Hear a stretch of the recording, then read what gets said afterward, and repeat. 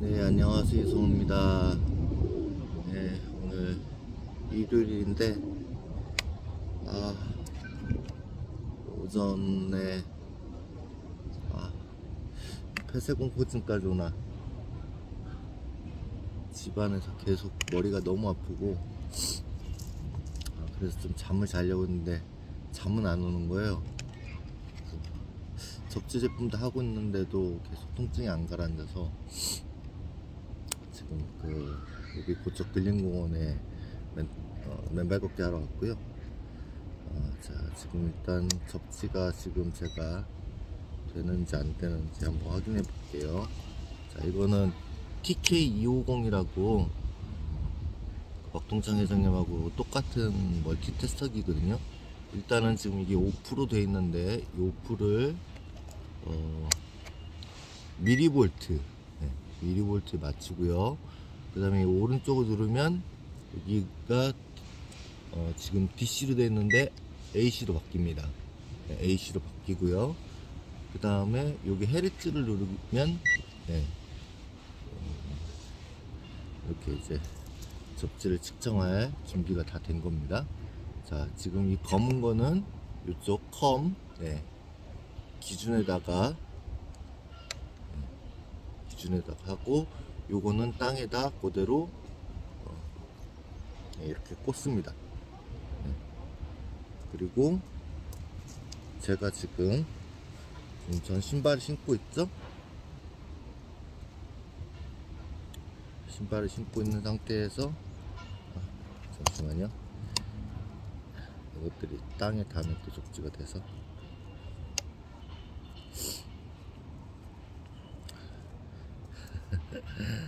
수염이 덥수룩해서 좀 보기가 그렇죠.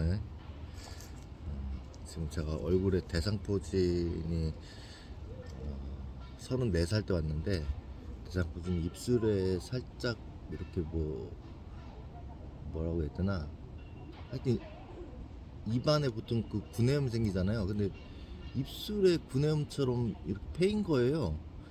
좀 피곤해서 그렇겠지 하고 있었는데, 이게 점점 입술 전체로 퍼지더니 입술 껍데기가 다 벗겨지고, 이게 입 안으로 해가지고 입 안에 잇몸까지 싹 다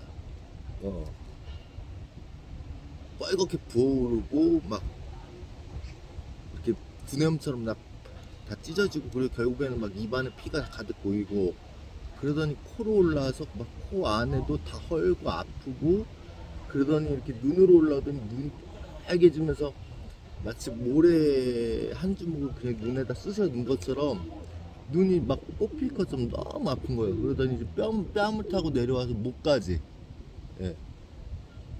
그게 그렇게 해서 11년 전에 대상포진을 크게 알았는데, 막 그때 응급실에 실려가고 대학병원으로 바로 옮겨져서, 그때 마약성 진통제를 먹었는데도 이 막 얼굴을 쇠망치로 때리는 것 같아서 계속 기절하니까 마약성 주사를 놓고, 진통제 주사를 놓고, 그래도 또 기절하니까 아예 마약성 진통제 링거를 꽂고 했는데도 기절하니까, 그 마약성 진통제 그처럼 생긴 그 파스를 심장에다 여기 가슴에다 붙이더라고요. 그러니까 조금 견딜만 한데 끔찍하게 아프죠. 그렇게 마약을 동시에 네 가지를 하는데도. 그래서 거의 한 달 치료받고 나서, 보통 사람들은 이제 그게 한번 걸리면은 이게 잘 안 걸린다는데, 전 그 이후로 계속 감기처럼 달고 사는 거예요. 이게 한 달에 한두 번씩 꼭 이렇게 통증이 올라와요. 너무너무 아프고, 이게 또 얼굴에 난 거는 이게 웬만한 피부과에서는 대상포진이라고 인정을 안 해줘요. 그래서 제가 예전에 그 대상포진 얼굴 왔던 사진을 보여줘야 그제서야 대상포진 후유증이 남았구나, 그래가지고 항바이러스제 주고, 그 다음에 진통제, 그 마약성 진통제 그거 줘서 이렇게 버티는 정도? 근데 지금 제 얼굴 전체가 이게 지금 화상을 입은 것처럼 너무 이렇게 만지기도 따갑고, 이게 수염이 났는데 이 면도를 하려고 이렇게 면도기를 이렇게 싹 밀면 이게 수염이 잘리는 게 아니라 살을 뻗겨낸 듯한 고통이 느껴져가지고 지금 면도를 못하고 있어요. 아무튼 자, 일단 제 몸 접지가 되는지 한번 보죠. 지금 이게 이렇게 자 꽂고 다시 보여드리면, 이거 사용법을, 이건 TK205라는 박동창 회장님이 쓰시는 거랑 똑같은 제품입니다. 그 테스터기가 다양한 게 있는데 제대로 측정이 안 되는 게 되게 많더라고요.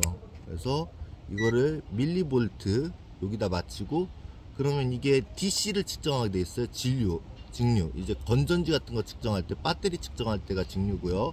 자, 이제 우리는 이제 교류로 설정을 합니다. 요거 노란 버튼 한번 누르면 여기 AC로 바뀌거든요.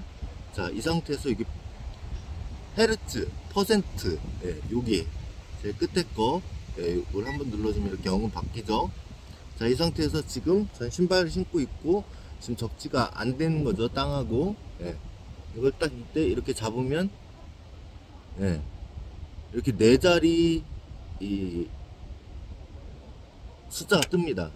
이게 이제 몸이 안 좋은 사람일수록, 그리고 몸 안에 활성산소가 많은 사람일수록 이 숫자가 높게 나타나요. 근데 신기한 건, 자, 이 상태에서, 자, 지금 신발을 신고 있는데, 예, 자, 의자를 써서 한쪽 신발을, 예, 벗고 땅바닥에 딱 대는 순간, 예, 0으로 떨어지죠. 예, 우리 몸에 있는 그 활성산소가 그 양이온을 띠고 있어서 이게 이렇게 접지를 하면 땅하고 접지가 되는 순간 음이온이 올라오면서 우리 몸에 있는 그 활성산소하고 중화가 돼요. 그리고 우리 몸에 있는 뭐 정전기라든지, 또 우리 몸도 전자제품하고 똑같아요. 그러니까 뇌에서 보내는 그런 전기적 신호들을 통해서 우리의 모든 내장기관이 움직이는 거고 우리 근육들이 움직이는 거예요. 근데 우리 몸도 스트레스를 받으면 전자제품에 뭐 미세전류나 과전류가 흐르듯이 우리 몸에도 그런 그 이상전류들이 생겨요. 정전기도 또 막 정전기 많은 그런 옷들 입으면 그렇고, 핸드폰 전자파를 많이 찐다든지 뭐 그런 거. 예. 근데 이렇게 발을 딱 땅에 대는 순간 이게 그 마치 전자제품에 접지선이 있는 것처럼 우리 몸도 스트레스 받아서 그런 어떤 과전이라든지 그런 것들이 생기면 이렇게 빠져나간다는 거예요. 예. 그리고 이렇게 접지를 하는 동안 우리 몸에 있는 그 정전기라든지 과전류라든지 그런 것들이 빠져나가면서 땅에서는 음이온이 올라와요. 예. 그러니까 활성산소는 양전자, 양이온을 띈다고 했잖아요. 근데 땅에서 이렇게 음이온이 올라오게 되니까 이렇게 숫자가 0으로 딱 떨어지는 거죠. 다시 제가 신발을 이렇게 신으면, 네, 숫자가 이렇게 다시 올라갑니다. 네. 자, 왔다 갔다 하죠. 네. 자, 근데 제 슬리퍼는 이게 몰랐는데 이게 물을 조금 머금더라고요. 그래서 지금 접지가 됐다 안 됐다 그러는데, 어제 대모산에서 측정할 때 계속 0이 나와가지고 제 테스터기가 고장난 줄 알았더니 다른 이렇게 은박 매트 그 위에서 올리니까 정상적으로 작동을 하더라고요. 그래서 이 슬리퍼가 물을 머금어서 접지가 되는 때도 있구나. 어제 하루 종일 비가 왔잖아요. 그 덕분인 것 같아요. 어쨌든, 자, 그래서 이렇게 다시 접지를 하기 위해서는 이렇게 맨발 벗고 땅을 이렇게 대야 돼요. 근데 이거 자체를 우리들은 이제 어려서부터 이제 밖에 나가면 신발을 신어야 된다, 그런 것들이 머릿속에 각인되어 있고, 그리고 그런 것들이 습관이 돼 있고, 그리고 이제 땅은 더럽다라는 그런 어떤 그 의식들이, 무의식과 의식이 다 몸에 또 새겨져 있기 때문에 맨발 걷고 이렇게 하기가 참 쉽지가 않아요. 예. 하지만 정말 몸이 아픈 사람들, 간절한 사람들은 하겠죠. 예.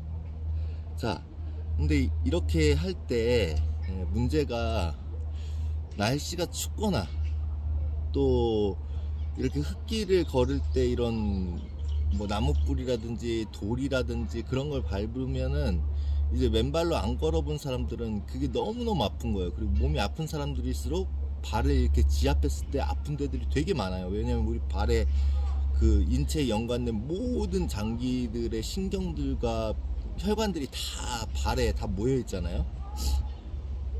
그래서 너무 아파요. 예. 그리고 이제 발에 상처가 났거나 특히 당뇨가 있는 분들은 맨발로 걷기가 힘들죠.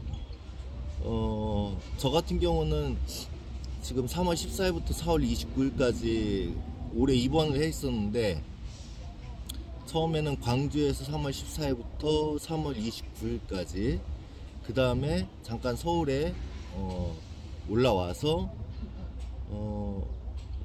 주민센터에 업무 볼 일이 있어서 한 이틀 있다가 3월 31일 날 주민센터에서 일을 마치고 나오는데 갑자기 막 이 공황장애가 올라오고 막 숨이 안 쉬어지고 막 너무너무 힘들길래 가까운 그냥 한방병원을 들어갔어요. 그랬더니 거기서는 자율신경 실조증이라고 하더라고요. 예. 아, 근데 그 자율신경 실조증의 그 증상들인데 그게 딱 다 제 증상들이더라고요. 그래서 거기서 입원을 하려는데 그 입원 일수가 지금 광주에서 올해 입원을 했었기 때문에 거기서는 3월 31일부터 4월 8일까지 밖에 입원이 안 된다. 근데 제가 한 4월 5, 6일 정도 됐는데도 너무 힘든 거예요.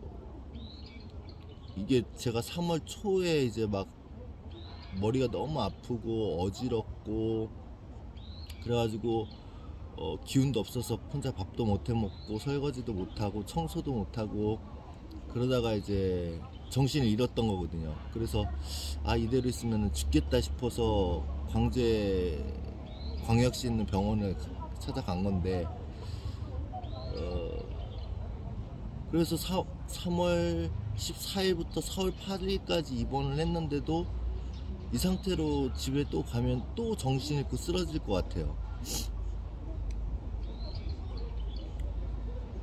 그래서 이제 광주 있는 병원에 다시 연락을 했더니 그러면 며칠만 더 입원을 시켜주겠다 해서 4월 27일까지 입원을 했었죠.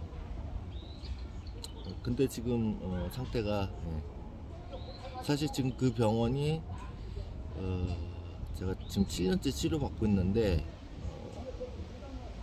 그 원장 선생님이 그 서울 아산병원에서 항암치료, 방사선 치료를 받는 꾸준히 받았는데도 불구하고 암이 온몸에 전이돼서 더 이상 치료할 방법이 없다고 퇴원시킨 환자를 그 광주광역시 있는 그 원장 선생님이, 병원 원장 선생님이, 한방병원 원장 선생님이 완치를 시켰거든요.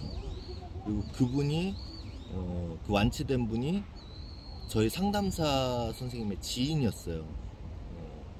근데 그 상담사 선생님이 한 8년 전쯤에 암에 걸리셨던 거예요.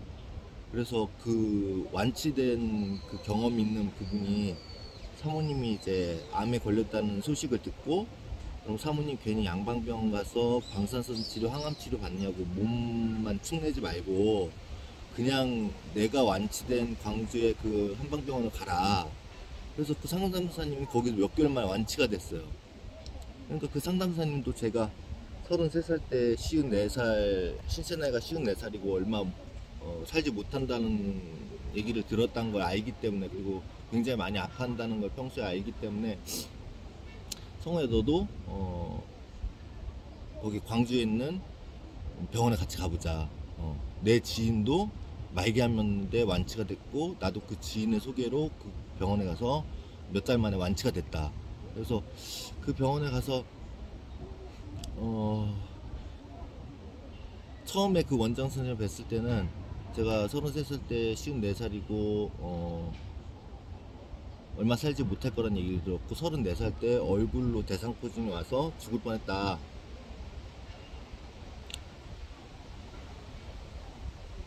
그랬더니 그 원장 선생님이 무슨 의사가 그런 얘기를 함부로 하냐, 자기 믿고 열심히 치료를 해보자.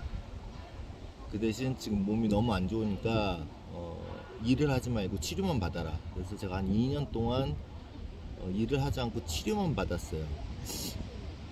뭐 가끔 내려가서 한 뭐 2주씩, 일주일 2주씩 입원 치료도 받고, 그렇게 해서 2년을 일을 안 하니까 이제 카드로 그냥 생활비, 치료비, 교통비를 감당을 했죠. 그게 너무 힘든 거예요. 그래서 원장님, 저 언제까지 이렇게 일 못하고 치료만 받아야 됩니까? 저 경제적으로 너무 힘듭니다. 그랬더니 그분이 어떤 이제 차트를 보여주시면서 이 차트는 지금 나이가 80세, 90세고 전신마비가 돼 있고 혼수 상태인 라서 지금 요양원에 누워있는 환자의 차트다. 이런 환자를 세상에 어느 병원이나 어떤 의사가 고칠 수 있겠냐 저한테 물어보더라고요.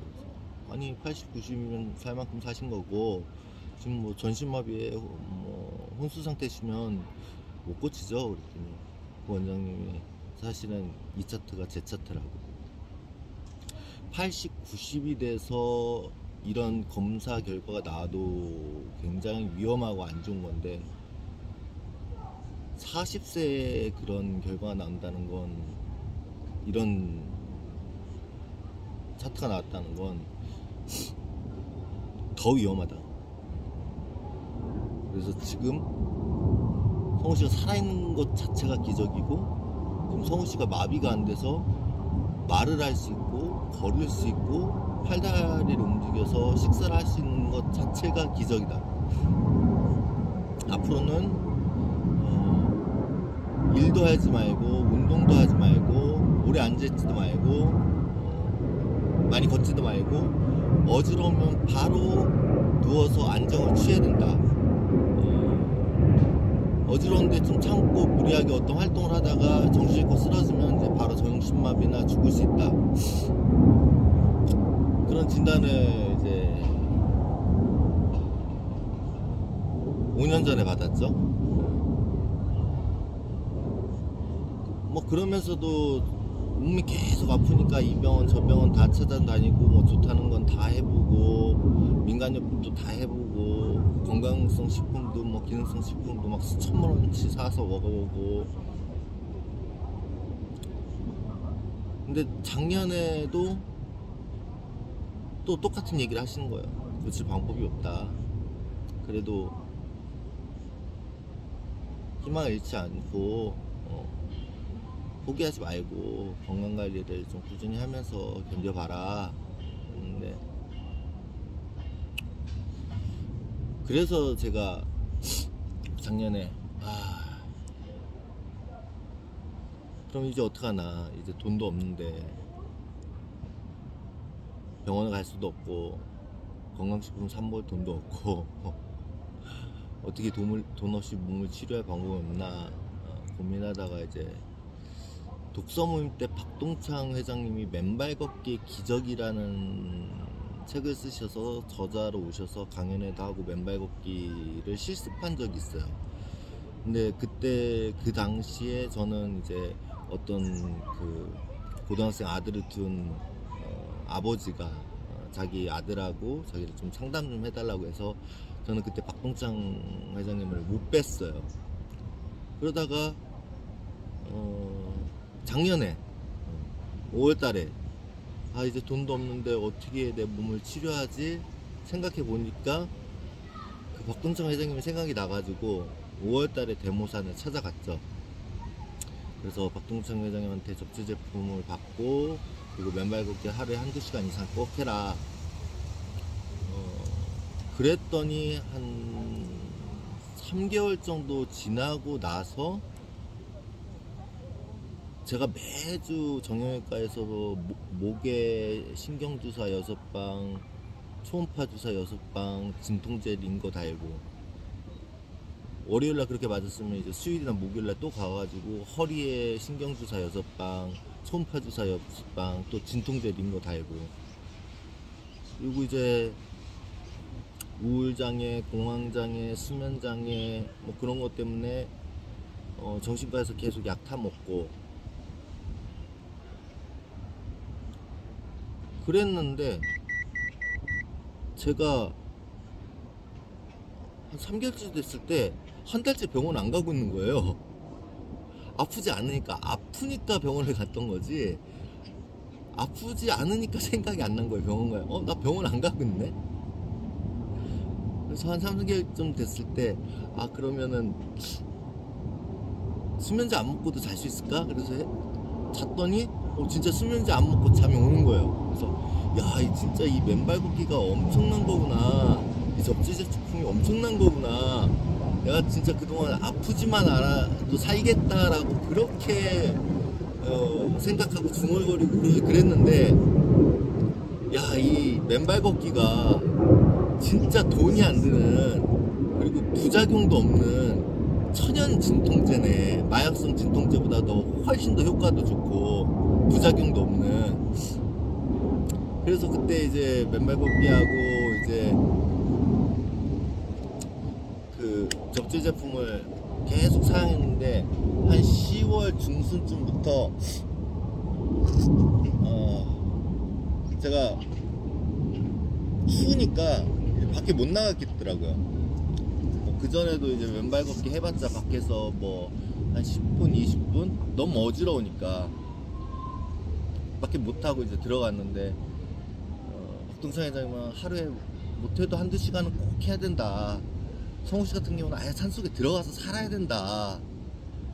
근데 저는 산에 들어가는 것도 돈이 있는 사람이 들어가는 거고요, 산에 들어가는 것도 적어도 자기 몸을 자기가 스스로 돌볼 수 있는 힘이 있는 사람이 하는 건데, 전 돈도 없고 제 몸을 제 스스로 돌볼 수 있는 상황이 아니에요. 그러니까 산도 못 들어가고, 그래서 밖에라도 나와서 이렇게 자주 해야 되는데, 여기가 저희 집에서 한 300m? 그러면 여기 걸어오는 것조차 너무너무 힘들어요. 그리고 여기 나와도 10분 20분 이렇게 앉아서 있는 것도 너무너무 어지러워요. 왜냐면 집에서 누워있어도 몸이 무중력에 뜬 것처럼 막 몸이 이렇게, 그냥 난 분명히 누웠는데 몸이 이렇게 세워지는 것 같고, 어쩔 때는 머리가 땅으로 꺼지면서 발이 이렇게 하늘로 들리는 것 같고, 막 몸이 왼쪽으로 쓸려가고 오른쪽으로 쓸려가고 막 뒤집어지고 막 그런 느낌이 오는데, 앉아있으면 그게 더 심해지는 거예요. 서있으면 미치는 거죠. 그러니까 맨발 걷기를 어떻게 해요.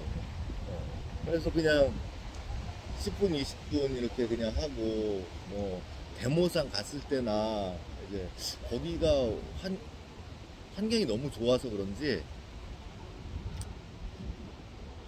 거기 가서 이제 맨발하면 기운이 나는 거예요. 그래서 열심히 했죠. 근데 이제 10월 중순쯤 되면서 이제 막 추워지기 시작하면서 제가 밖에를 못 나가겠더라고요.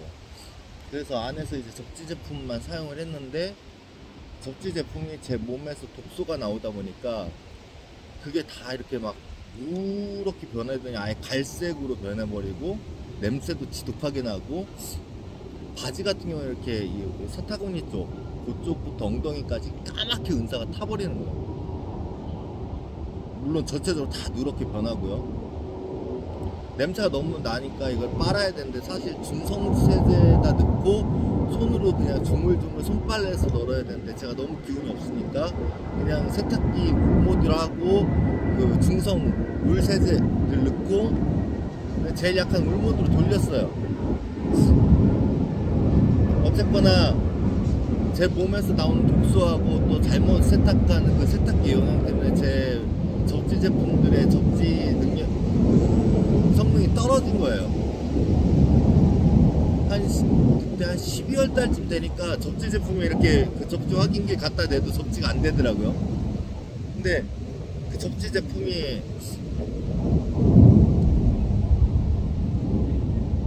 다른 회사들 제품, 뭐 다른 회사들은 접지 제품 하나에 뭐 300만원 400만원씩 하는데, 그래도 제가 쓰고 있던 건 베리인이라고 박동창 회장님이 직접 만드신 거거든요. 가격이 다른 거에 비해서 싸요. 근데 그래도 뭐 셔츠 한 15만원, 바지 한 15만원에서 18만원, 그 다음에 매트도 뭐 한 18만원에서 30만원, 이러니까 뭐 한 5, 60만원이 있어야 다시 그걸 쓸 수 있는데 저한테 돈이 없으니까 그냥 어쩔 수 없이 또 다시 1월 달부터 다시 정신과 가서 약탄 먹고 다시 정형외과 일주일에 2번씩 가서 목하고 허리에 이제 신경주사, 초음파 주사, 링거 달고 그러다가 이제 3월달 초에 아예 못 움직이게 된 거예요. 그래서 혼자 밥 해먹을 것도 기운도 없고 설거지할 기운도 없고 청소할 기운도 없고 배달 음식 시켜 먹을 돈도 없어가지고 그냥 며칠 굶고 있다가 그냥 정신을 몇 번 잃은 거예요. 이러다 혼자 고독사하겠다. 빨리 병원이라도 가자. 그래야 고독사는 안 할 테니까 적어도. 그래서 이제 3월 14일에 입원해서 지금 4월 27일까지 입원을 했는데 사도가 없어요. 그동안 저한테 이제 나이가 80에 90에 전신마비 혼수 상태가 된 사람하고 똑같기 때문에 어떻게 보면 말기암 환자도 고치시는 분이 저는 치료 방법이 없다고 하셨던 그분이 그래도 희망을 갖고 건강관리 하면서 잘 살아보라고 했었던 그분이 이번에는 가니까 아 이제는 혼자 있으면 안 된다. 같이 살면서 곁에서 돌봐줄 사람이 필요하다. 근데 저는 뭐 부모 형제도 없고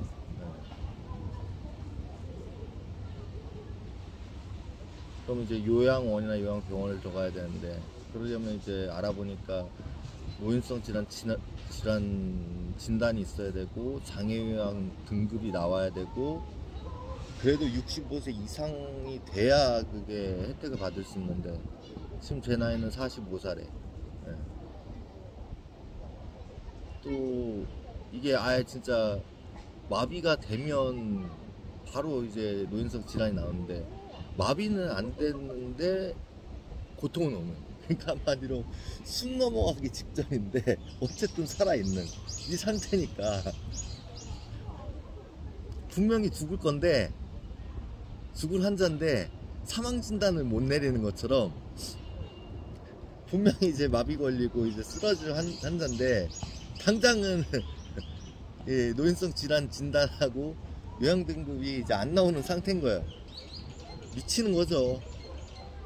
아, 이럴 땐 진짜 돈 없고 가족 없는 게 너무너무 서러운 거예요. 아플 때 진짜 옆에 돌봐줄 가족이 없다는 건 너무너무 끔찍한 거예요.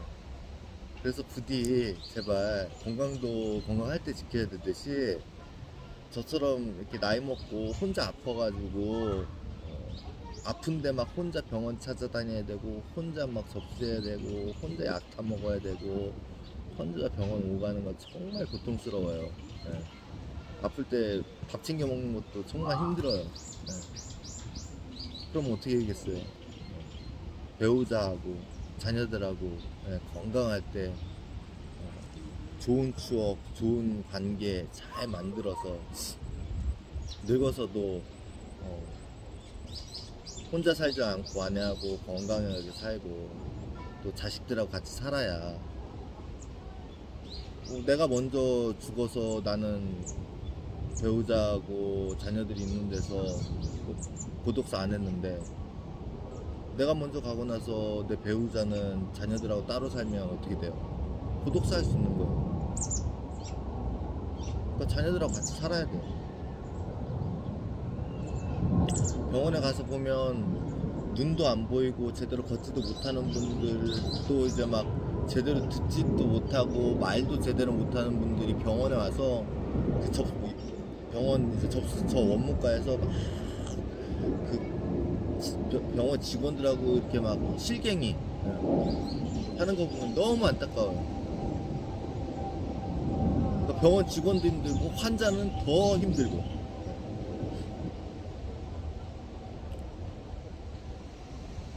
저도 지금 노인성 질환하고 이제 장애요양 등급을 받으려면 이제 병원 몇 군데 찾아다니면서 이제 뭐 진단도 받고 검사도 하고 그래야 서류도 내고 그래야 되는데 혼자 감당할 자신이 없는 거죠 지금. 그러니까 너무 겁나더라고요. 4월 27일 날 퇴원해서 4월 28일 날 대전에서 어머니 뵙고 4월 29일 날 주민센터에다 이제 돌봄 SOS라고 이제 뭐 도시락을 갖다 주거나 아니면 요양보호사를 보내주거나 그걸 신청을 했죠. 그걸 신청하고 나오는데 집까지 주민센터까지 한 걸어서 한 400~500m 버스로 한 정거장 거리인데도 못 걸어가겠는 거야. 당장 쓰러질 것 같은 거야. 그래가지고 옆에 경찰서가 있어서 밖에 이제 경찰관이 서 있길래 저 경찰관님 저 지금 너무 어지러워서 쓰러질 것 같은데 저 집까지 좀 태워주시면 안 돼요? 그랬더니 경찰관이 지금 쓰러지실 것 같으면 제가 태워다 드릴 수 있는데 혹시 타고 가시다가 정신 잃으시거나 상태가 나빠지면 제가 의료적 조치를 하기에 너무 어려워지니까 힘들어지니까 차라리 119를 불러드리겠습니다. 그래서 119가 왔어요. 그래서 119는 이제 병원에 가야 된다는 거예요. 집에 데려다 주는 건 할 수가 없다는 거예요. 근데 저는 이제 병원에 가봤자 이제 더 이상 입원도 안 되고 그리고 응급실 들어가면은 치료비가 장난이 아니에요. 너무너무 비싸요. 그래서 그냥 집에 데려다 주세요 그랬더니 결국에는 그 119 구급요원하고 경찰관들이 서로 얘기하고 그 사이에 이제 저 주민센터에서 저 상담해주던 그 간호사까지 나와가지고 그러면 경찰차에 태워서 가고 대신 경찰차 안에서 정신이 잃거나 뭐 어떤 상황이 발생되면 바로 긴급 조치할 수 있게 119 앰뷸런스가 뒤를 따라가는 걸로 그렇게 해서 그저께 집에 그렇게 들어와서 이제 수면제 먹고 잤죠. 그리고 어제는 이제 사실 외출을 하기가 지금 너무너무 겁나는 상황인데 8년 전에 아들 문제로 저한테 상담을 받으려고 했던 분이 그때는 상담을 못하고 그냥 제 카카오 스토리만 지켜보셨대요.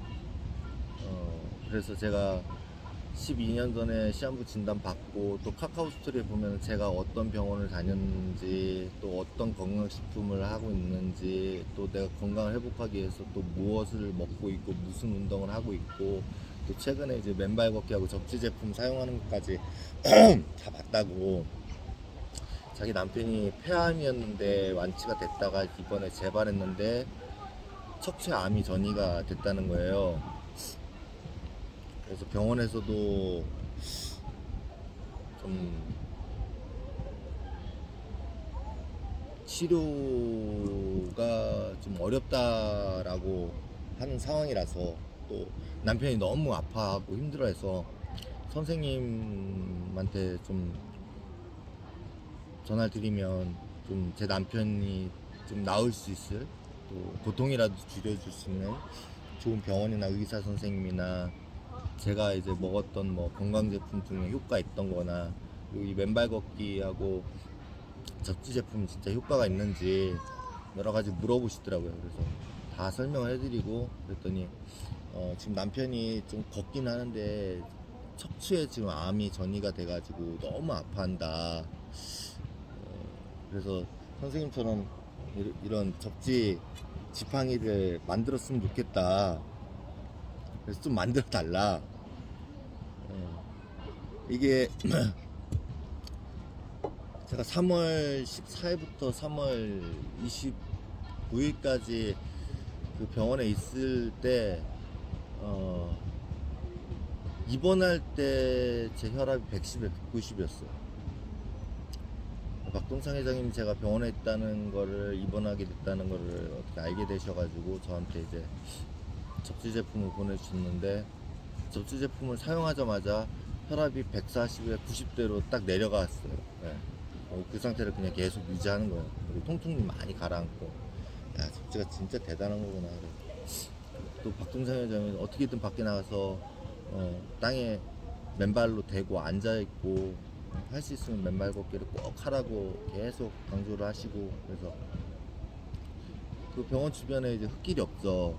근데 이제 보도블록이 있는 거예요. 근데 이제 보도블록도 원래 이제 날씨가 건조해서 바짝 마른다는 접지가 안 되고, 그 시멘트 자체 독성도 있고 색소도 뿌려져 있고, 그리고 자동차에 온갖 그 매연, 공중에 있는 미세먼지 그런 것들이 막 동물 뭐 또 대소변 그런 것들까지 다 뿌려져 있기 때문에 보도블록에서 웬만해서 하고 싶지 않은데, 그래도 할 수 있는 데가 거기 보도블록밖에 없어서 보도블록 맨발 걷기를 했어요. 그랬더니 발이 막 엄청 새까매지는 거예요, 그 매연 때문에.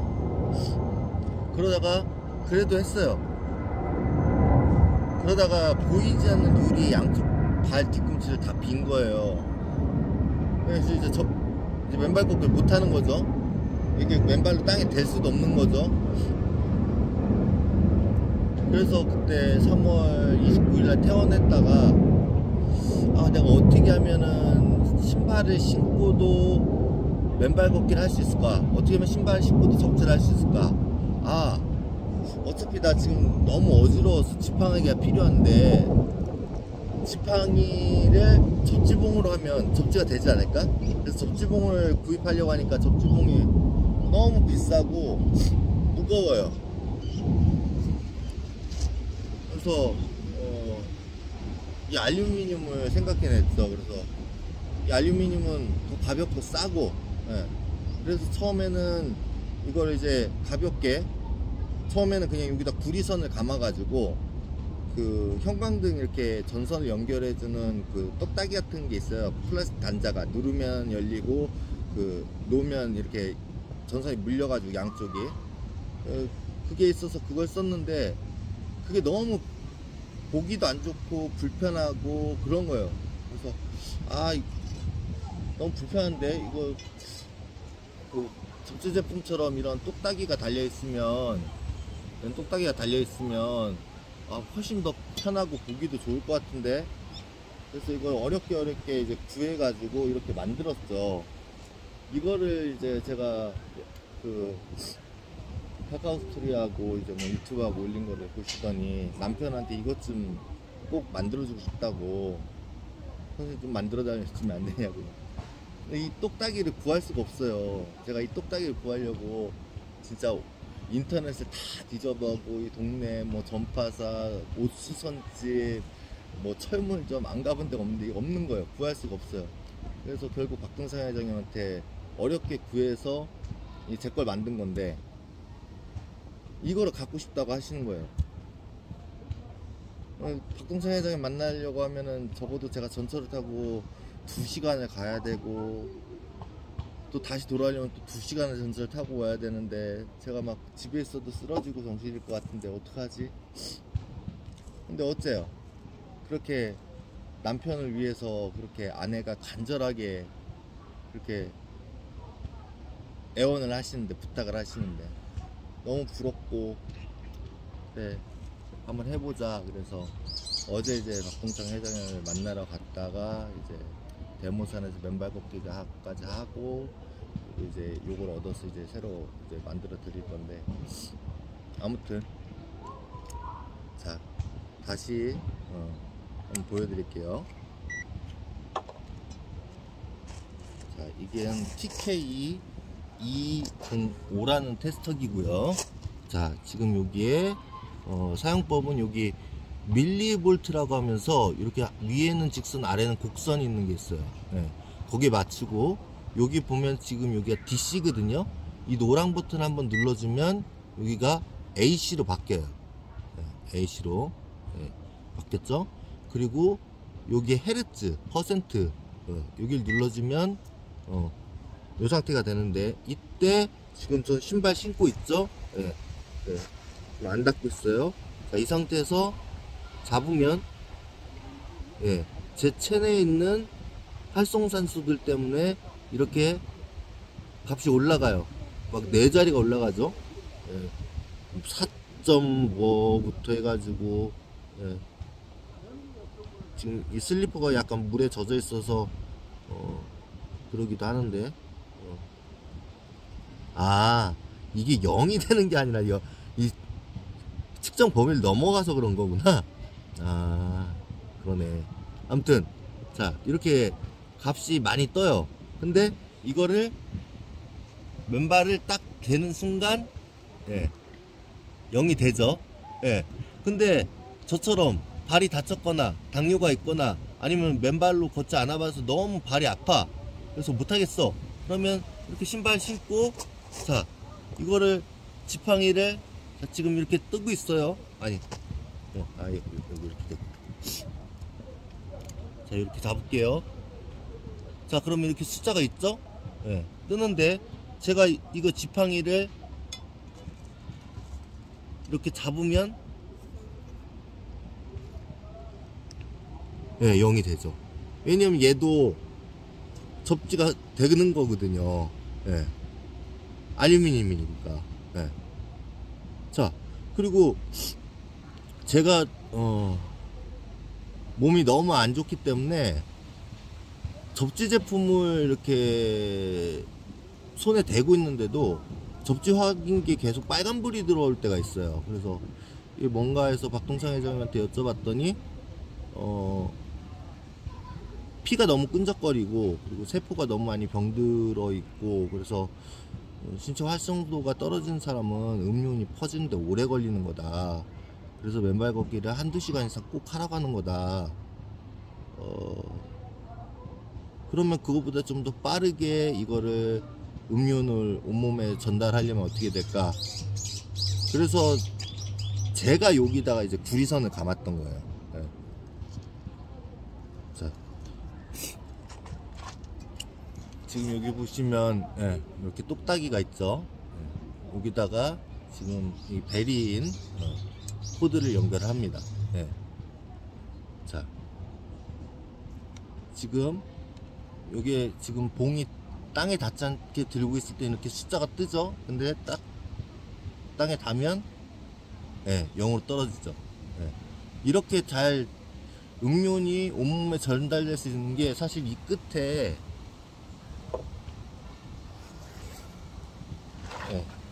이렇게 접지 셔츠하고 연결이 돼 있어요. 그리고 여기 오른쪽은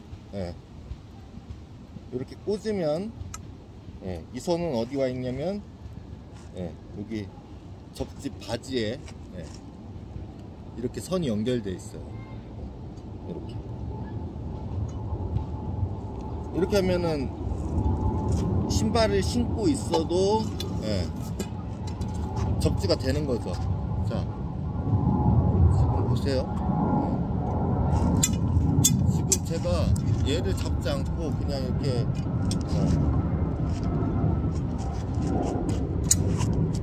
그냥 걸어놔도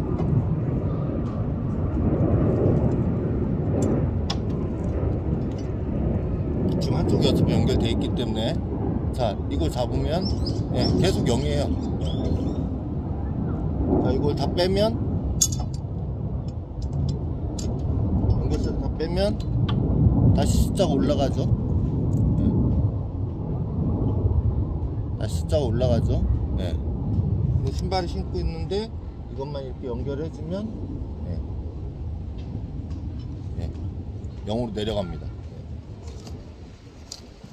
자, 거기다가, 그러니까 신발 신고 있어도 이제 이렇게 접지 지팡이하고 접지 셔츠하고 바지를 연결해서 접지를 할 수 있고,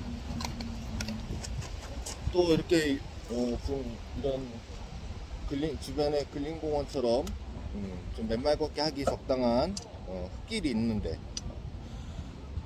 가능하면요, 제가 대모산이 왜 그렇게 가면 기분이 좋고 그랬는지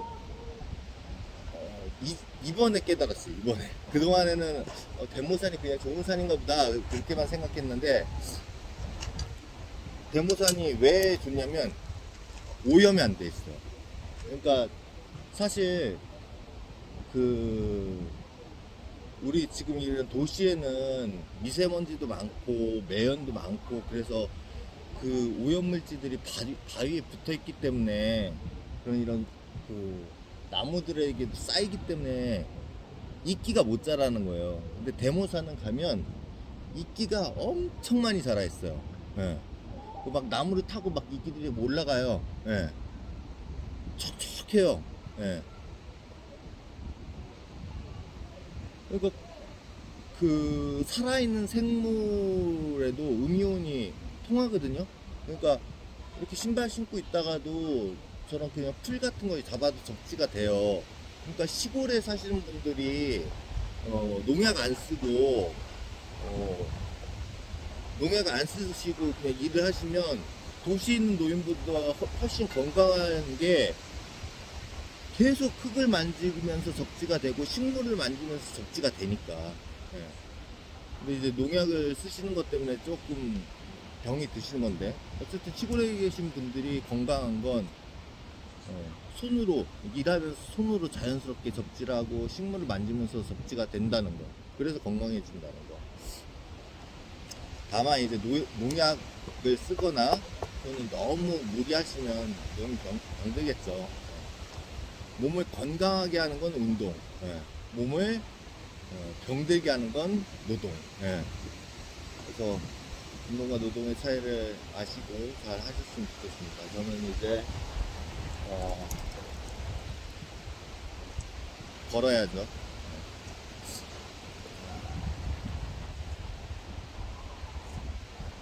제가 왜 영상을 찍냐면 그냥 가만히 있으면요 계속 아프기만 하니까 빨리 집에 가고 싶어요. 근데 영상을 찍고 뭔가 얘기를 이렇게 시작하면 제 몸에는 이야기 박스가 있기 때문에 한 일주일 내내 풀어낼 수 있는 이야기 박스가 있기 때문에 웬만한 영화보다 더 스펙타클한 다이나믹한 저희 삶의 스토리가 있기 때문에 얘기 시작하면서 뭐 기본 3시간 4시간도 얘기할 수 있어요.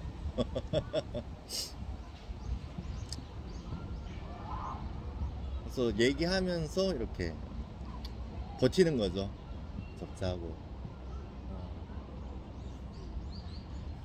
제가 맨발 걷기 이렇게 하면서 제일 부러운 게 어제 보니까 대모산에 엄마는 창원에 사시고 딸은 부산에 살고 또 다른 딸은 울산인가? 하여튼 거기 하여튼 경상남도 쪽에 그렇게 사는데 경상북도인가? 그 세 모녀가 박동창 회장님을 직접 만나서 맨발 걷기에 대해서 좀 듣고 싶고 대모산에서 직접 맨발 걷기를 체험해보고 싶다고 오셨다고 하더라고요. 그리고 부부가 오는 경우도 되게 많아요. 그리고 또 부부가 자녀들까지, 그러니까 부모와 자녀가 같이 오는 것까지 볼 때 너무 부러워요.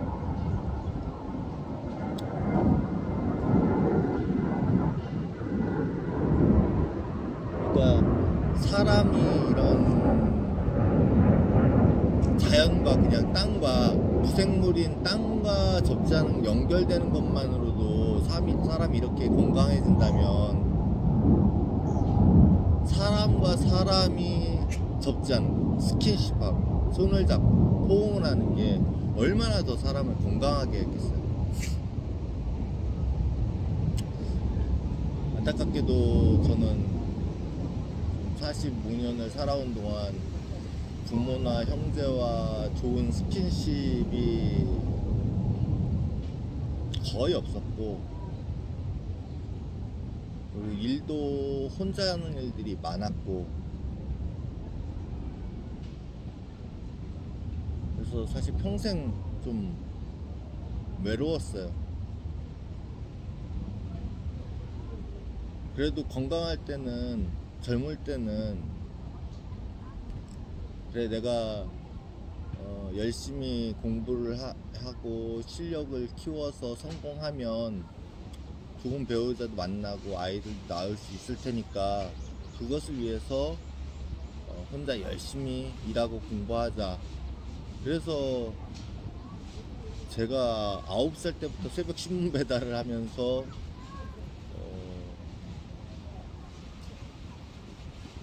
군대 갈 때까지 19살 때까지 하루에 2~3시간도 안 자고 일하고 공부하고 살았고,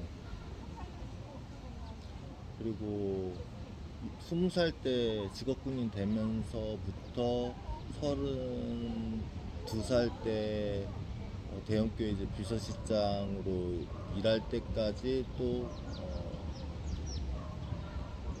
하루에 1시간도 못 자고 일하고 공부하고 제대로 먹지도 못하고 자지도 못하고, 그러다 결국 33살 때 시험 판정을 받게 된 거고, 34살 때 얼굴로 대상포진이 왔고, 그리고 그 다음엔가 그 다다음엔가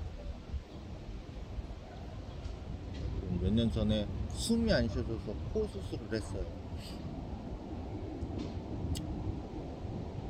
일단 뭐 사람들이 딱 볼 때는, 저를 볼 땐 다 그래요. 키는 지금 182대, 몸무게는 지금 한 86, 7kg 나갈 거예요. 제가 제 몸이 제일 좋을 때는 한 75kg대, 네. 그러니까 제일 좋아요. 몸이 제 스스로 좀 가볍게 느껴지고 보기도 좋고. 근데 제가 140kg 가까이 왔다 갔다를 한 5번 했어요. 그러면은 몇 킬로예요? 사람이 한 번 붙었다가 없어졌다, 붙었다가 없어졌다. 사람이 평생 10kg의 체중 변화가 있어도 건강에 큰 무리가 온다는데, 보디빌더들이 그런 일을 많이 하죠. 남한테 보여주기 위해서, 성적을 내기 위해서 그렇게 몸을 혹사시키는 거는 운동이 아니라 노동이죠. 골병 드는 거예요.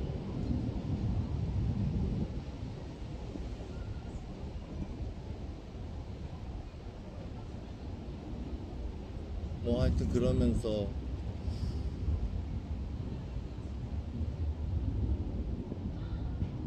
친구도 없게 되고, 그렇게 살다 보니 친구도 없게 되고, 연애도 하기 어려웠고, 결혼도 실패하고,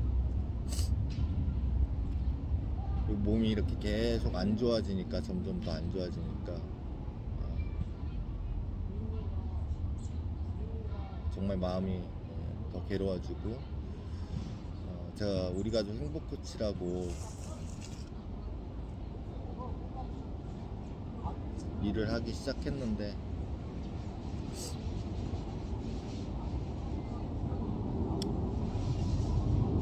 제가 3번째 이혼하고 나서 그때 정말 부모가 자식한테 보여준 삶이 이렇게 중요한 거구나. 그리고 부모가 자녀한테 보여주지 않았던, 그러니까 자녀가 태어나기 전에 일까지도 자녀한테 그 삶이 다 대물림되는 거구나. 쉽게 얘기해서 저는 제가 40살 때까지 저희 어머니가 재혼이라는 사실을 몰랐어요. 그리고 저는 저희 아빠만 술 마시고 바람 피고 도박하고 저를 학대하고, 자식들을 전혀, 또 엄마도 돈벌이하고 바빠가지고 새벽부터 새벽까지 일하냐고 부모가 다 집에 없었기 때문에, 그래서 제 밑으로 동생들 셋 다 죽고,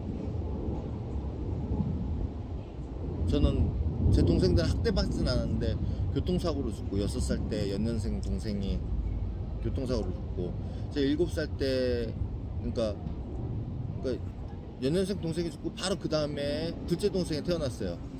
걔는 제가 100일도 안 될 때부터 제가 맡아서 분유타 먹이고, 제가 똥오줌 기저귀 다 갈고, 일회용 기저귀가 없어서 천기저귀 쓸 때 그거 다 빨아서 널고, 제가 하루 종일 포대기 업고서 이렇게 돌보고, 제가 옹알이 가르치고 말 가르치고 글 가르쳐서 학교까지 보냈는데, 걔는 초등학교 3학년 때 마찬가지로 아빠도 집에 없고 엄마도 집에 없고 저도 집에 없을 때 동네 친구들하고 집 앞에 하천에 놀러 갔다가 물에 빠져주고.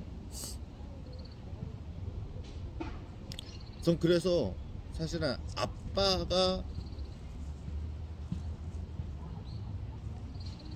아빠만 잘못이라고 생각했고, 엄마는 그래도 그 어려운 와중에도 그래도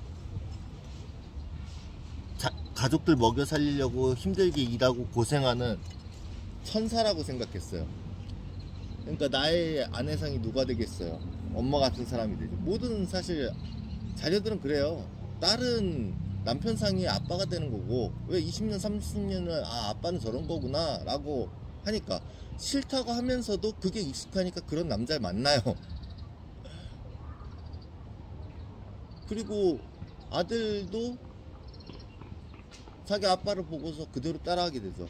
그러니까 이래서 저처럼 아버지한테 매를 많이 맞고 자란 사람은 어떻겠어요? 난 커서 절대 때리지 말아야지 하는데, 평상시 때는 안 때리고 잘 할 수 있어요. 근데 조금 스트레스 받거나 막 좀 상황이 안 좋거나 막 이미 감정이 올라왔을 때는 무의식 중에 자기도 모르게 말보다 주먹이 먼저 나가고 발이 먼저 나가 있는 거예요. 그럼 그 자책을 하죠. 그리고 그 죄책감에 엄청 괴로워하죠. 그게 그렇게 다음엔 안 해야지 다음엔 안 해야지 하면서도 계속 반복하다가 결국은 어떻게 되냐면 합리화하게 돼요, 사람이. 그래, 우리 아빠 이래서 날 때린 거야. 그래서 내가 이만큼 살아낸 거야 하면서 그 안 좋은 저주를 이제 대물림하는 거죠. 그러니까 제가 정태기 박사님 강의를 2006년부터 들었는데, 거기에 보면 알코올 중독자 아버지를 둔 딸은 무슨 생각을 하겠어요? 나는 절대 술 마시는 남자랑 연애도 안 해, 결혼도 안 해. 그 생각을 하겠죠. 그래서 연애할 때 진짜 술 안 마시는 남자하고 연애라고 결혼을 했는데, 이 남자가 결혼하더니 술을 마시고 아버지랑 똑같은 알코올 중독자가 돼서 똑같이 불행한 부모의 삶과 똑같은 삶을 살게 돼요. 그게 뭐냐? 남편상이 무의식 중에 새겨진 거예요. 예. 그리고 동물들이 이렇게 오감을 동원해서 나하고 적합한 유전자를 가진 짝을 찾아서 교미를 하고 번식을 하잖아요. 사람도 똑같아요. 사람도 오감과 그리고 이 의식과 무의식에 새겨진 거를 끌어당기는 거예요. 그런 사람이 좋은 거예요. 그래서 알코올 중독자가 될 유전자를 가진 남자를 만나서 결혼하고 나서 알코올 중독자가 돼버리는 거예요. 아들은 어떻겠어요? 나는 저런 아버지 되지 말아야지 했는데, 결혼하고 나면 자기도 똑같은 아빠의 모습을 보이고 남편의 모습을 보이고 있고, 자기 아내도 자기 엄마랑 똑같은 여자를 만나서 그렇게 사는 거예요. 근데 사실은 그 아빠가 알코올 중독자가 아니었어. 처음부터 나쁜 아빠가 아니고 좋은 아빠였어요. 그래서 평상시에는 아내가 비난하고 무시하고 멸시하고 하나도 뭐 무슨 일을 할 때 도와주질 않고, 잘 되면 니까짓 게 얼마나 잘 되나 보자 이렇게 비아냥거리고, 안 되면은 그래 거 봐라 내가 너 그럴 줄 알았다 하면서 비꼬고. 그러면 남자가 어떻게 되겠어요? 직장생활 하든 사업을 하든 밖에서 일을 하려면 안에서 아무리 막 응원을 열심히 해줘도 될까 말까인데, 이미 안에서 에너지 다 뺏기고 밖에 나오면 어려움이 오면 그걸 이겨낼 힘이 없는 거예요. 그럼 직장생활도 제대로 못하고 사업도 제대로 못하게 되겠죠. 그럼 이제 남자가 무능력하게 되겠죠. 그걸 빌미로 아내는 또 더 남편을 무시하고 멸시하고 또 남편이 싫어하는 행동을 해요. 사실 우리 아버지가 저를 때릴 때 제가 잘못해서 저를 때린 적이 없어요. 그냥 술 취해서 그냥 들어오면 저를 팬티까지 다 벗겨요. 그리고 정장허리띠를 풀러가지고 거꾸로 쥐고 저를 머리부터 발끝까지 요 가슴, 배, 이 앞쪽 다 벗겨놓고 이 등짝, 뒤통수, 이 허벅지 뒤쪽 종아리까지 살짝만 다 뜯어놔요. 피를 너무 흘려서 기절하는 속도가 많고, 한 대만 더 맞으면 죽을 것 같아서 밖에 도망쳐도 길거리에서 저를 다리 걸어 넘어뜨려서 머리를 발로 차고 발로 짚고 강목으로 때리고 막 손에 잡히면 뭐 의자든지 박스든지 뭐든지 하여튼 그렇게 찍어가지고 저를 이렇게 기절하게 만들어요. 그 드라마에서 고문당하면 이렇게 그 고문당하는 사람들이 이렇게 고문 받다가 정신을 잃잖아요. 예. 아무리 이렇게 막 고문을 더해도 정신을 못 차리잖아요. 예. 그 상태가 되면 예. 저를 머리를 잡고서 질질질 끌고 가요. 그러면 저는 이렇게 의식이 그 가물가물한 상태에서 사람들이 저를 막 쳐다보고 있는 걸 보죠. 그리고 또 집안에 끌려 들어가서 또 저를 정신 차리게 한 다음에 또 때리고. 그러니까 제가 아버지가 술 취해서 들어가거나 때리다 지쳐서 들어가거나 졸려서 들어갈 때만 이제 집에서 겨우 도망쳐 나와서 누더기 옷을 걸치고 쓰레기통에서 옷을 찾든지 아니면 남의 집 그 빨래줄에 있는 거를 대충 아무거나 하나 걸쳐 입고 팬티도 못 입고 바지도 못 입고 그런 상태에서 막 다리 밑에 숨었다, 쓰레기통에 숨었다, 폐가에 숨었다, 공사장에 숨었다. 그런데 누워있으면은 막 온갖 벌레들이 다 그 제사 상처난 데를 다 훑고 지나가고 개하고 고양이가 와서 핥고 또 한 곳에서 이렇게 오래 이렇게 누워있거나 이렇게 쪼그려 앉아있으면 다시 움직이려고 할 때 그 상처난 데하고 그 옷하고 먼지하고 그게 다 엉겨붙었다가 딱 일어나는 순간 움직이는 순간 그게 확 뜯어지면서 상처가 더 크게 나면서 피가 줄줄 나면서 더 아파요. 끔찍하게. 그래서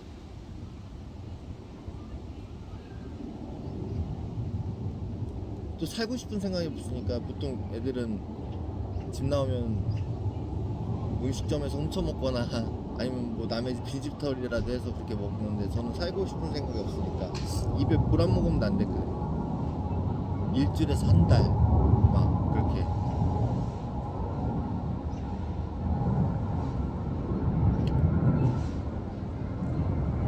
그러다가도 이제 정신 잃고 쓰러졌다가 뭔가 나를 툭툭 건드는 느낌이 나고 그리고 주변에서 막 시끄러워서 살짝 눈을 뜨면 제 주위에 한 20-30명이 둘러싸여 있어요. 근데 보통 아이가 길거리에 쓰러져 있으면 어때요? 그 아이를 안고 이렇게 해가지고 볼을 이렇게 톡톡톡톡 두들기면서 야 괜찮아? 괜찮아? 정신 좀 차려봐 이러잖아요. 근데 저는 온몸이 다 살점이 뜯어져 있지 피가 온몸에 막 다 먼지하고 엉겨 붙어가지고 막 그러지 옷은 막 무더기 쓰레기를 입고 있지. 그러니까 막 무슨 전염병 걸린 그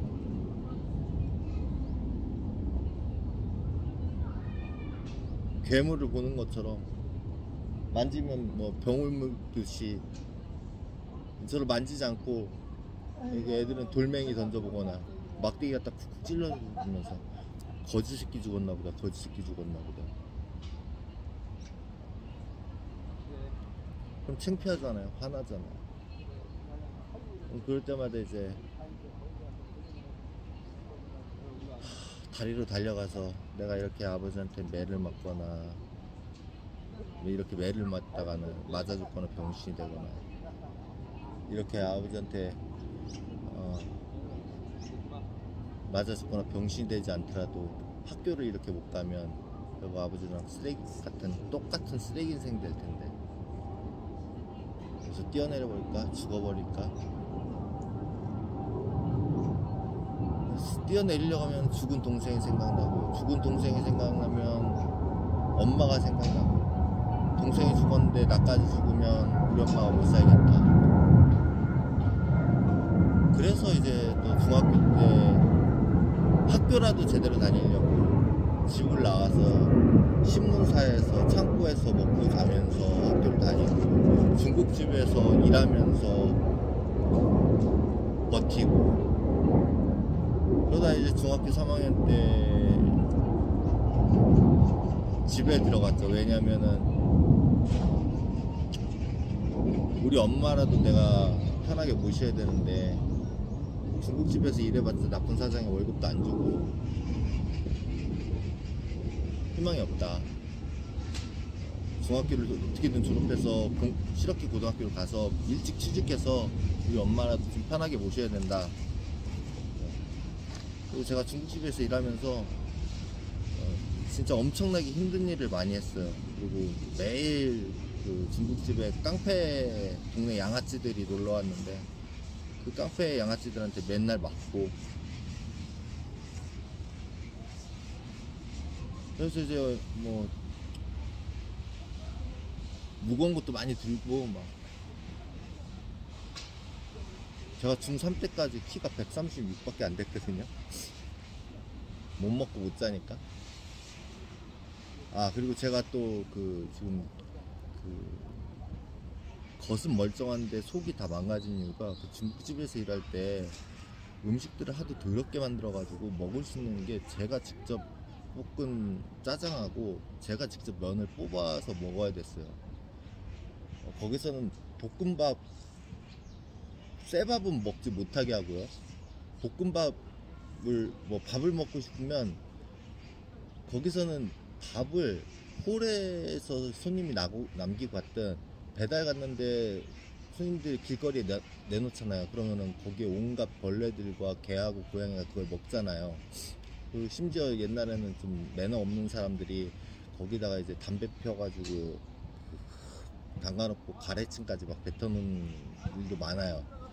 근데 그 밥과 반찬들을 하나도 못 버리게 해요. 면만 불어 터지니까 버리게 하고, 그걸 다 채반에 말려요. 그리고 그걸 볶음밥 할 때 다 넣어서 볶는 거예요. 그러니까 볶음밥 못 먹어요. 짬뽕도 그런 식이고 탕수육도 그런 식이고. 그래서 제가 먹을 수 있는 게 오로지 제가 면 뽑아서, 그 짜장도 하루 종일 막 그 바퀴벌레가 빠졌다가 지나가고 쥐가 빠졌다 지나가고, 그러니까 막 제가 짜장 풀 때도 위에 거 싹 걷어내고 깊숙한 데 부어가지고 이렇게 하는데 밥을 하루에 한 번 먹을 수 있어요. 아침 6시부터 일을 시작하는데 막 오후 4시까지 정신없이 바빠요. 배달 다니냐고. 이제 한 4시부터 한 5시? 그때 이제 잠깐 30분 시간이 생길 때 그때 밥을 먹는 거예요. 제가 짬뽕 그릇에다가 면을 꽃배기로 다 넣고 거기다 이제 짜장을 다 부어요. 그럼 느끼하잖아요. 그러니까 거기다가 고춧가루를 막 서너 숟가락씩 뿌리고, 그리고 식초를 한 10바퀴씩 빙빙빙 돌려가지고 그거를 그냥 막 먹는 거예요.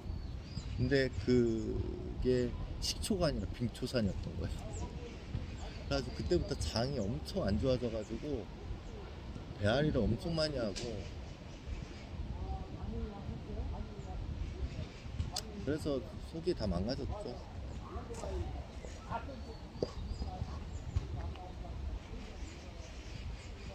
20대 넘어서 뭐 30대 40대 뭐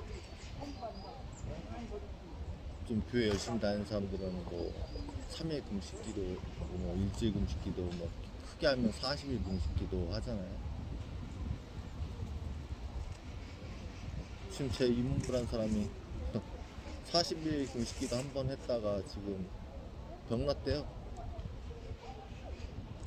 어른도 그런데, 그것도 안전한 장소에서 자기가 원해서 선택해서 물이라도 편안하게 마시면서, 그렇게 해도 후유증이 남는데, 병드는데, 7살짜리가 7살 때부터 12살 때까지 6년 동안 그 일을 수십 번 당했습니다. 물도 안 마시고 온몸이 다 찢겨진 상태에서 살아있는 게 기적이죠. 그러니까 다들 그래요. 어느 모임을 가든 제 키가 지금 181이고 몸무게 한 85kg, 86kg 이렇게 나가니까 건장해 보이죠. 그리고 인상도 뭐 그냥, 제가 그 제가 이런 얘기를 하기 시작한 게 33살 때부터예요. 그 이전에는 저도 창피한 얘기잖아요. 제 얼굴에 스스로 누워서 침 뱉는 꼴이고. 근데 이게 다 마음의 독이에요. 이걸 꺼내야 돼요. 그리고 이 얘기를 꺼냈을 때 누군가 나의 이 얘기를 들어주고 진심으로 나의 마음을 공감해주고 내가 표현하지 못하는 슬픔을 표현해주고 분노를 같이 표현해주고 그 무서움을 같이 느껴주면서 이렇게 끌어안아주면서 위로해주는 사람이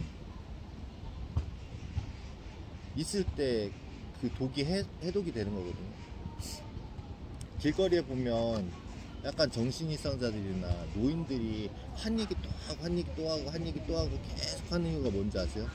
진심으로 그 얘기를 듣고 공감해주고 그 사람을 위로해주는 사람이 없기 때문에 그 얘기를 계속 하는 거예요. 물론 내가 충분히 공감해줬어 했는데도 계속 그래. 충분히 안 됐다는 얘기예요. 예를 들어서 남편이 한번 바람을 폈어요. 예. 아내는 그 얘기를 남편이 한번 무릎 꿇고 싹싹 빌었다고 해서 다시 안 할까요? 용서가 될까요? 그 상처가 지워질까요? 평생 그 상처가, 그러니까 못을 벽에다 박았는데 용서를 빌고 못을 뺐어요. 못은 뺐는데 못 자국은 남아있죠. 그 상태인 거예요.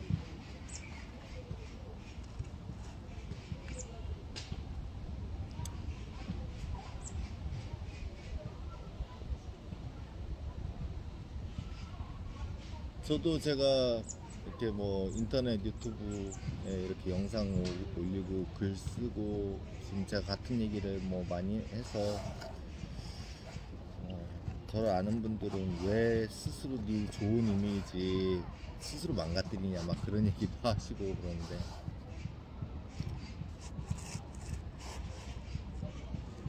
물론 저를 걱정해서 해주는 얘기죠. 근데 정말 그게 아니라 너 진짜 힘들었구나, 진짜 많이 아팠겠구나, 진짜 많이 무섭겠구나, 진짜 많이 화났겠구나 하면서 이렇게 안아주고 내가 어떻게 도와줄까. 사실 도와줄 방법이 없거든요. 그냥 그렇게 얘기할 때마다 또 그 얘기에 로 받아주는 게 아니라 그래 아직 지금도 그것 때문에 아프구나, 그래 내가 지금 또 들어도 나도 이렇게 또 속상하고 슬프고 화나고 무서운데 너는 직접 당했으니 얼마나 고통스럽겠어. 아유 그래 힘들었어, 고생했어, 내가 어떻게 도와줄까, 우리 기분 풀러 뭐 할까, 이런 거를 해주는 사람이 있어야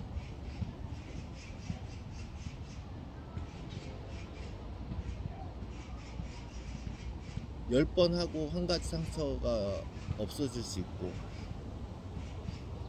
근데 10번만 들어줘도 상처가 없어질 수 있는 상처도 오히려 네가 뭘 잘못해서 그랬겠지, 에휴 너보다 더 심한 사람들도 많아, 네가 잘못한 거 네 그런 게 문제야, 요딴 식으로 말하면 10번 말할게 100번 얘기해야 되고 100번 말할게 1000번 얘기하게 되는 겁니다.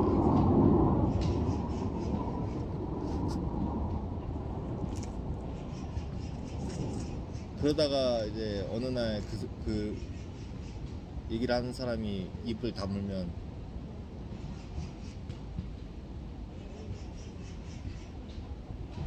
자살을 하기로 결정을 했거나 죽었거나 그런 거죠.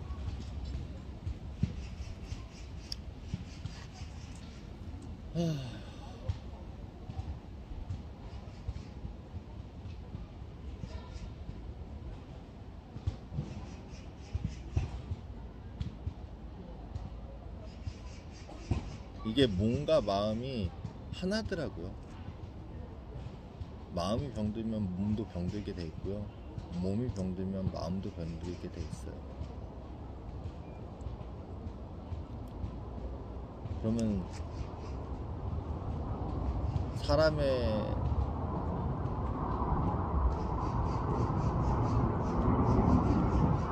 병을 고치는 건 그 원인을 찾으면 돼요. 이 사람이 몸이 아파서 마음이 병드는 건가, 마음이 아파서 몸이 병드는 건가. 그거 아는 방법은 그 아픈 사람한테 물어보면 돼요. 너 왜 이렇게 아프니? 언제부터 아팠니? 그리고 공감해주면 돼요. 충고하는 게 아니라.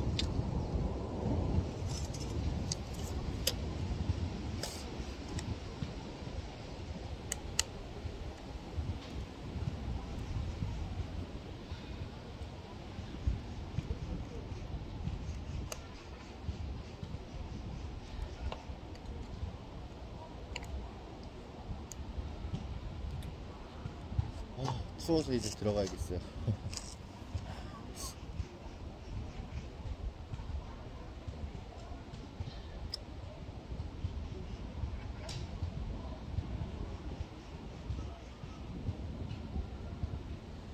어쨌든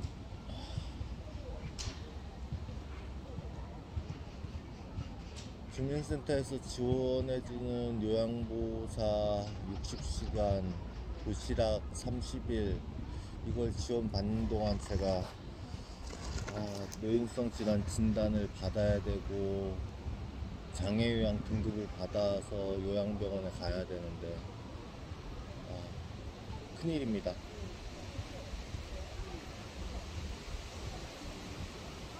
그걸 못 받으면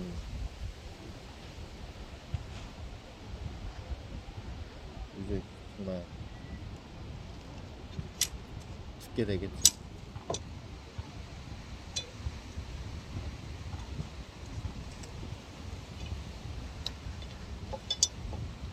혹시 이 영상을 보시는 분 중에 의사분 또 희한하게 한방에서 뭐 노인성 질환 진단받거나 뭐 장애 요양 등급 받는 건 안 된다고 하대요. 양방에서 해야지.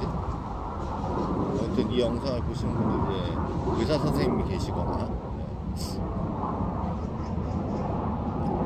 주변에 좋은 의사 선생님을 알고 계신 분들 저를 한번 도와주세요. 제 친구가 요양원을 운영하고 있어요. 그 친구가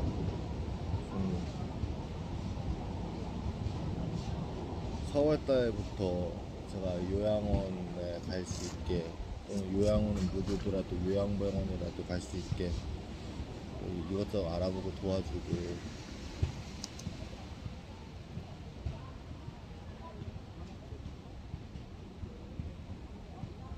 차도 태워주고 그랬는데 아무도 모르는 요양원 가는 것보다는 친구가 있는 요양원 가면은 좀 덜 외롭겠잖아요.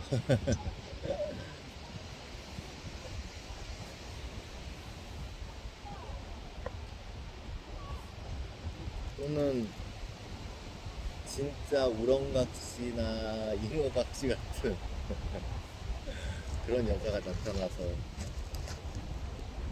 저를 존재 자체만으로 사랑해요. 그러니까 애기들, 갓난 애기들은 뭘 잘하든 못하든 말이 안 통해도 어쨌든 그냥 그 존재 자체로 사랑받잖아요. 그죠? 그리고 가족이 뭐 갑자기 심한 병에 걸렸다든가 사고로 인해서 이렇게 혼수 상태가 돼가지고 누워있어요. 네. 사람만 있어도 사랑하잖아요. 네. 부모가, 배우자가 뭐 빈병에 효도 없다고는 하지만 그래도 지금 그냥 제 존재 자체를 사랑해주고, 제가 지금 어떤 모습, 어떤 상황이 있든지 그걸 믿어주고, 말로는 다 그래요. 너 잘 될 거야, 좋은 일 있을 거야, 뭐 신의 뜻이 있을 거야, 건강해질 거야.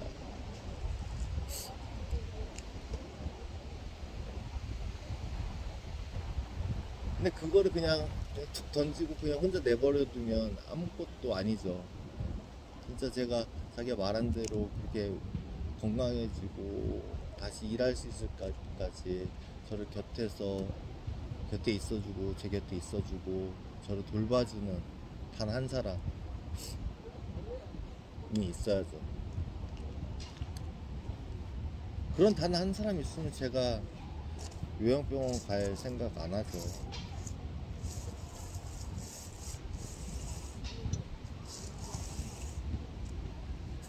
요양병원 안 가고도 나을 수 있죠. 그런 사람이 있다면.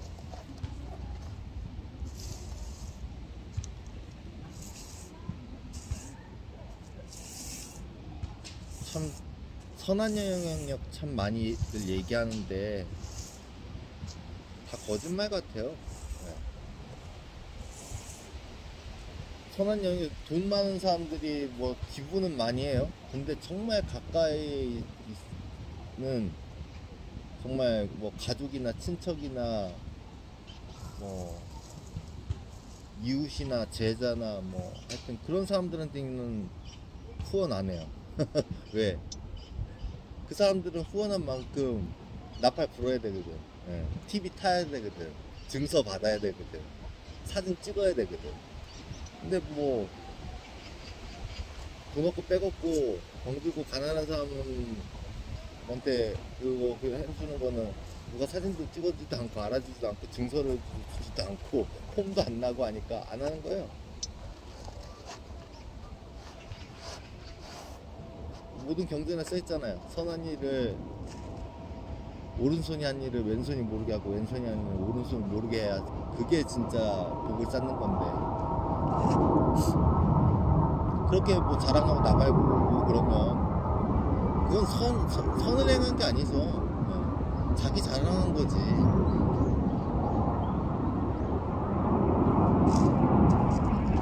세상에 그런 사람들이 너무 많아요. SNS 보면은 막 30대 40대 막 이쁘고 건강하고 행복하고 돈 많고 그런 거 자랑하는 사람들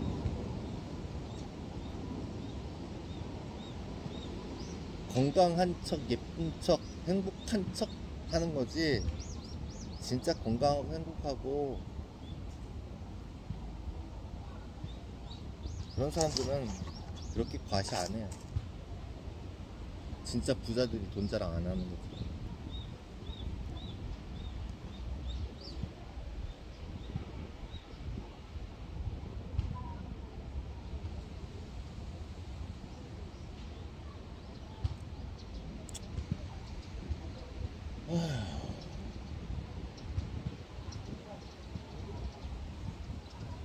요즘에 진짜 그런 생각도 들어요.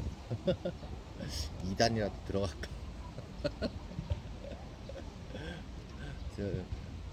저를 이렇게 포섭하려는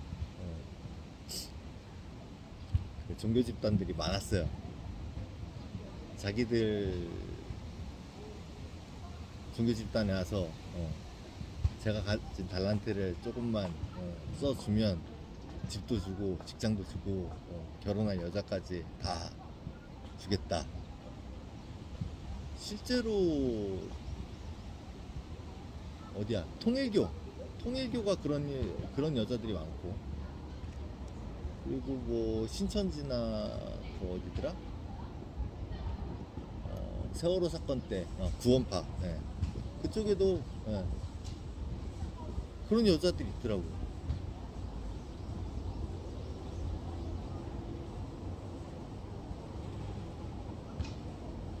그런 게 진짜 신앙인데 어떻게 진짜 신앙인들은 사이비에 나가 있고 정통이라고 얘기하는 뭐 기독교나 불교나 뭐 그런데 천주교에서는 왜 그런 사람이 없는지.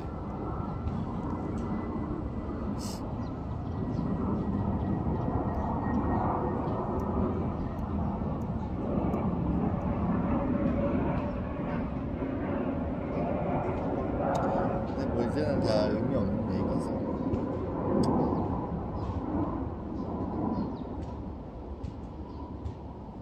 구독사만 안 했으면 좋겠어요. 죽을 때까지 아프지만 않았으면 좋겠어. 근데 이 진짜 이 맨발 걷기하고 적자는 게 돈 안 드는 천연 진통제, 천연 치료제.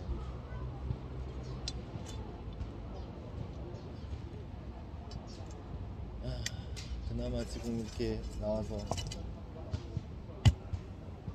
흙에 발 대고 적재하고 있으니까 머리가 그나마 조금 통증이 가라앉는.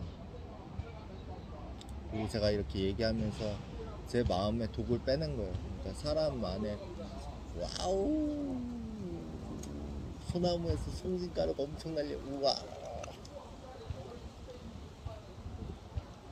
응?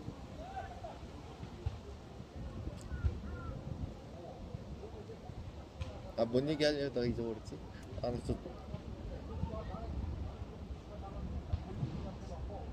저 치매 검사 받아보려고요.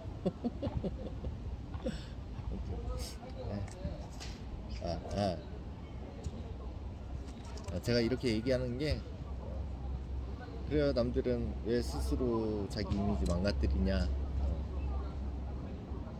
그리고 상담에서도 얘기해요. 이런 얘기는 믿을 수 있는 사람한테만 해야 된다. 비밀이 보장된 사람한테만 해야 된다. 안 그러면 부작용이 있을 수 있다. 너의 상처를 이용하는 사람들, 너의 상처를 다른 사람들한테 떠벌리는 사람들, 그래서 너를 비난하고 공격하고 너를 방해하려는 사람들한테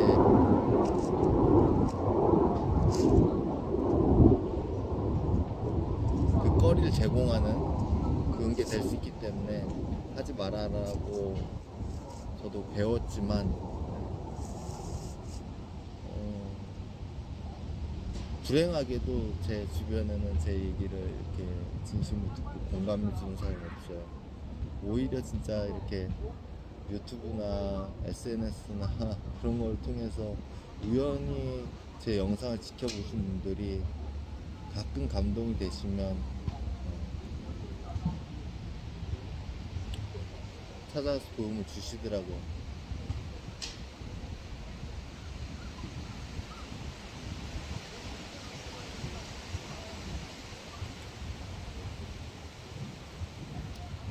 근데 진짜 부모가 없으면, 배우자가 없으면 비참해요, 삶이. 건강할 때,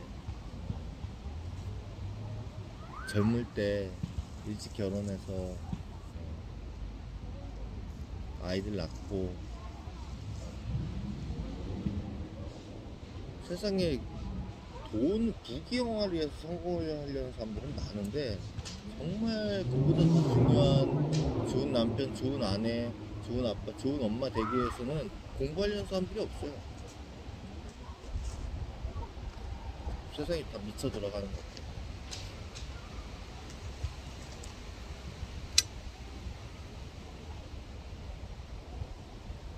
그래서 어쨌든 이 영상을 보시는 분들은 부디 건강할 때 건강을 지키시고 젊을 때 일찍 결혼하셔서 좋은 남편, 좋은 아내, 좋은 아빠, 좋은 엄마 되기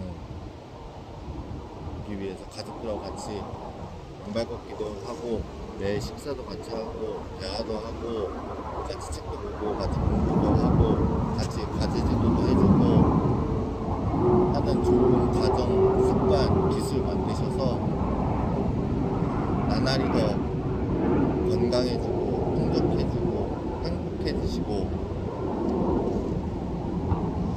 이 축복을 대물림하는 백만장자 명가문이 되시기를 축복합니다. 마치겠습니다.